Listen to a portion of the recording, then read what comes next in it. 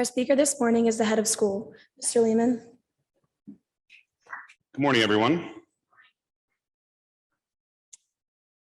Each August, I send a note to every rising sixth former and PG to share my excitement for the year ahead, to encourage them to let me know how I can help make their final year at Hill great, to ask them about their goals, and most importantly, to learn what they want their personal legacy to be at Hill. Depending on the personality of the class, I typically receive somewhere between 0 and maybe 30 responses. This year, I received 21. The first response to my note from the class of 2022 arrived within 18 minutes, not surprisingly, from Kenny Palmieri, who, as many of you know, is one of the most thoughtful, albeit sometimes reserved, members of the class. The legacy that I want to leave at Hill is one of kindness and leadership. I want people to be able to look at me as a leader, but at the same time, as a friend. I want to be known as a person that you can talk to about anything. The first time that I met Doug Weiser was in January of my prep year, what we called third form at my boarding school. He was a mid-year arrival, an unheard of occurrence at Exeter. Doug and I quickly became close friends. We lived in the same dorm, both played lacrosse, and I was drawn to his carefree attitude and ability to make even the most difficult challenges seem easy. He was handsome, super outgoing, and one of the best athletes I'd ever been around. We spent a lot of time together at school and even in the summers. In the winter of our junior year, I began to sense something was different somehow. Doug started behaving erratically. He was hanging out with a different crowd. His grades plummeted, and he wasn't showing up for winter lacrosse workouts. I learned that he had started drinking, smoking a lot of pot, and he was stealing money from his parents to support these behaviors. I approached him and I told him I was concerned, really worried, and offered my help. He brushed me off, told me to stay out of it. I want people at Hill to remember me as a net positive. Last Saturday was the 148th running of the Kentucky Derby, one of the premier horse races in the world and the first event of the famous Triple Crown. 23-year-old thoroughbreds race around a 1.25 mile track, usually taking approximately 2 minutes to complete. Just one day before the Derby, the 20th seeded horse, named Ethereal Road, scratched, and a colt purchased for $30,000 named Rich Strike was drawn into the race and wore the number 21. At the starting bell, his official odds of winning were 80-1. I hope my personal legacy at Hill will be that I was a great friend, student, athlete, and positive presence. In the spring of my senior year of high school, I tore my ACL in my right knee during the first minute of our first lacrosse game. At the time, I was a highly recruited student athlete, slated to play football and lacrosse at Dartmouth. On top of the stress that created for me, I was taking a very heavy course load, directing an independent theater production, managing a long-distance relationship with a girlfriend at home in Baltimore, and trying to enjoy my final term of boarding school before heading off to college.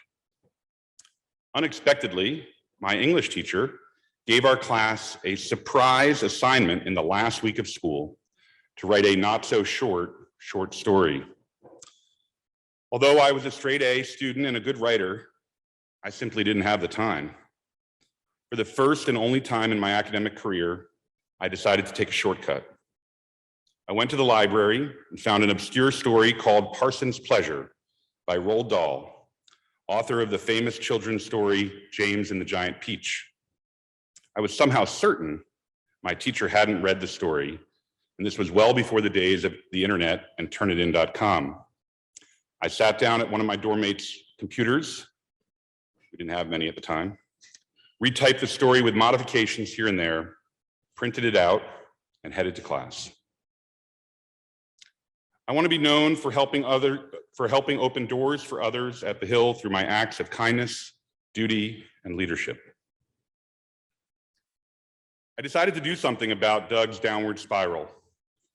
I sought out the captain of the lacrosse team and shared what I knew about Doug's situation. I told him I didn't know what to do. He said to leave it with him. He would take care of it quietly. Unbeknownst to me, the captain spoke to our coach, who reported Doug's substance use to the dean of students. Doug was suspended for 2 weeks, but allowed to remain at school. He blamed me for turning him in, never spoke to me again during our school days. When we graduated, however, he was healthy, sober, was named an All-American, and headed off to play college lacrosse at Trinity. I want to be remembered as someone who helped, who always tried their best in everything they did, and was the nicest person to everybody.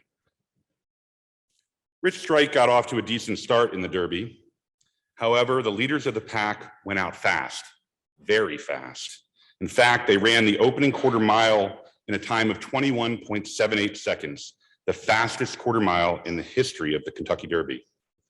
As a result, going into the final turn, Rich Strike had faded to 17th place and was at least 12 lengths out of the lead.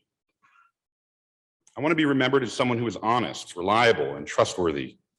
I hope to make every member of our community not only feel equally valued in our Hill School family, but have accessibility to highlight our identities and cultures. I remember that it was the most beautiful spring day as I walked across campus to my English class with the wholly plagiarized story in my backpack. I greeted friends and teachers along the way to the English building. As I was entering the building, my favorite all-time English teacher, Mr. Mangan, was exiting the doors. Ironically, I found out many years later that Mr. Mangan started his teaching career here at Hill. "Hey, Zack, how are you?" he said. "Pretty good, Mr. Mangan. Just headed to English class to turn in my last paper," I replied. He stared at me for what felt like a really long time. You know, I always loved reading your writing, Zack. Hope you finish strong with this one. I could have sworn he emphasized the word "your" like he knew what I was up to. He patted me on the shoulder and walked away. I arrived in class just as the bell rang. I stared out the window for most of that class. Don't remember anything about that class. At the end of the class, the very last class of my high school career, the teacher asked us to turn in our short stories. I would like for the Hill community to remember me for my caring spirit, positive attitude, friendly personality, perseverance, and as a remarkable leader. 9 years after graduating from high school, I was working as a lawyer in Boston. After work one night, I went to an Exeter alumni phone-a-thon. In those days, prep schools and colleges used to set up these events with about 50 landline phones. We just called them phones back then. In a single room, and local alumni would gather to make phone calls to other alumni around the world to ask for donations to their school. I entered the room and the alumni director handed me a list of about 30 classmates with their phone numbers to call that evening. The last one on my alphabetical list was Doug Weiser. To be honest, I hoped I would run out of time before getting to Doug, but my first 29 calls went quickly, and I found myself dialing an international number with a New Zealand country code for Doug. "Please don't pick up. Please don't pick up," I said quietly to myself. "Hello?" came the reply from the other line. Is this Doug Weiser? Of course, I knew it was him. "Wow, is that you, Zack?" "Yeah, how are you, Doug?" Our conversation proceeded, and I learned that after college, he had moved to Napa Valley in California and had become a successful vintner, somebody who makes fine wine. He'd moved to New Zealand, home to some of the best vineyards in the world, and had begun a well-regarded label called Craggy Range. He loved living in New Zealand and had learned how to kite surf, a sport which I had never heard of at the time. It was in its infancy. I gave him an update on my life, nowhere near as interesting as his, and he made a sizable donation to the Exeter Annual Fund over the phone, much larger than mine. "Is there anybody you'd like to honor with your gift?" I read off the phone-a-thon script. He paused for a second or two. "I'd like my gift to honor you, Zack." Me? I stammered. I was wrong to blame you back then. You were the only person who cared enough about me to help. You probably saved my life, and look where I am now. So yeah, I'd like to honor you with this gift. It's not enough, but I'm forever grateful to you. I look forward to seeing you at our 10th reunion next year. I'll bring some of my wine for you and everyone to enjoy. I would like to leave a legacy of good leadership and kindness at the Hill. In the final 50 seconds of the race, Rich Strike and his jockey, Sonny Leon, decided to make their move. They passed 16 other horses and won the Derby by 3/4 of a length, the longest shot to win the race in over a century, with his owners taking home a purse of $1.9 million, over 63 times the price they had paid for the horse. I hope to pass down a sense of pride and dignity to the underformers and lead by example. The English teacher walked around the Harkness table collecting our papers. Students left as they handed in their papers, hooting and hollering that they were done with high school. I was the last student in the room by the time the teacher got around to my seat. She asked for my paper. Mr. Mangan's words from 45 minutes earlier loomed large. I didn't write it. Wait, did I just confess? What do you mean, she said. I mean, I didn't do the paper. Why not, Zack? I didn't have time, I guess, and I couldn't come up with my own idea for a story. But it's due today, and you graduate tomorrow. I know. I'll have to give you a failing grade for the paper. I know. That's okay. Thanks for your good work in the class, Zack. Sorry it ended that way. This way. I want my legacy at Hill to be the person that connected the class, that floated between friend groups, the glue. Unfortunately, Doug didn't make it to our 10th reunion. In October 2004, he died in a freak kite surfing accident. He was living his best life. Although I think about him often and still miss him, I was so grateful that we had cleared the air in our phone call.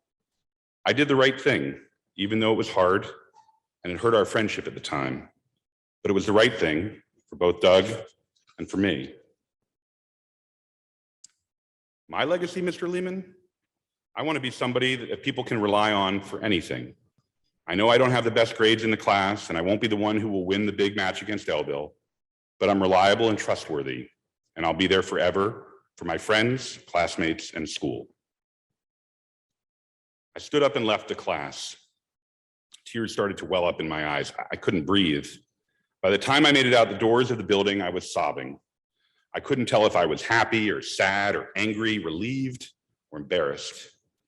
I got an F on that paper, and my grade in the class dropped from an A to a C+, the best and only C+ that I ever earned.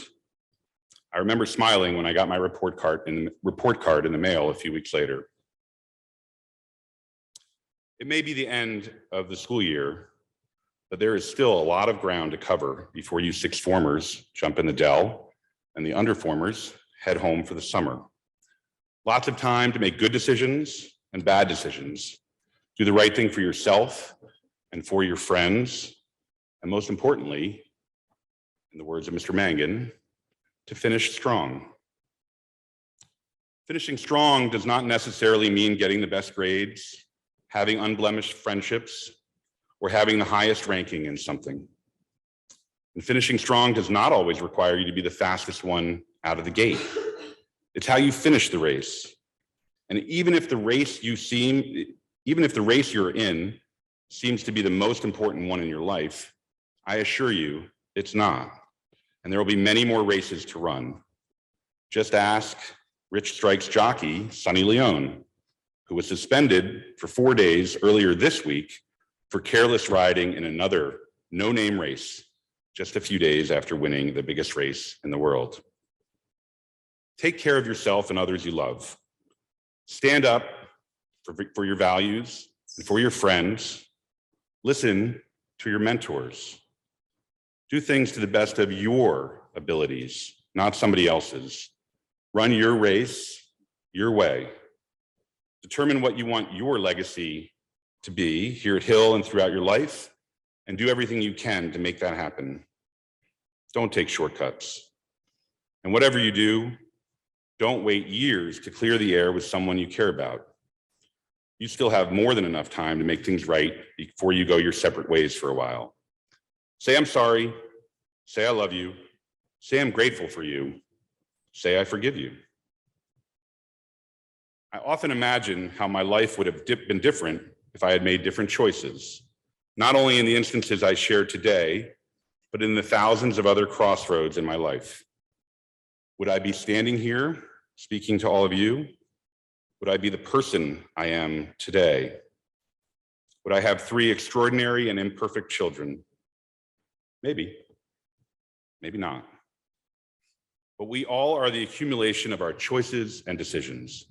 So make the best ones you can, learn from your mistakes and close calls, and most importantly, live your best life.